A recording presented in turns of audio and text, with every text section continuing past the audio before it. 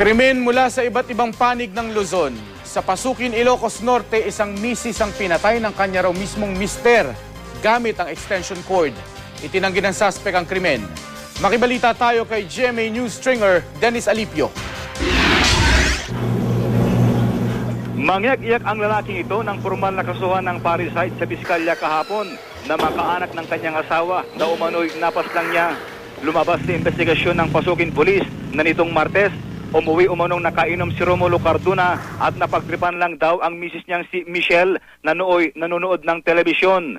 Napatay umano ni Romulo si Michelle matapos talian ng extension cord sa leeg at hinila palabas ng bahay. Isinabit pa raw ng mister ang kanyang misis sa puno sa likod ng kanilang bahay para palabasin na nagpakamatay ang biktima.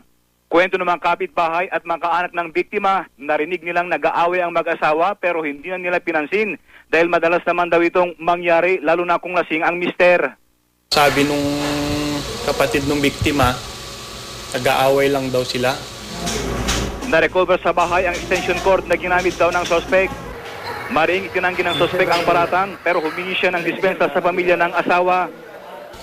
Mahal na mahal ko rin si Sir. Tapos nagsasorry ako sa mga kapatid niya na ako yung sinisisi nila na ganun nangyari. Yun lang, sir. Dennis Alipio, GMA News.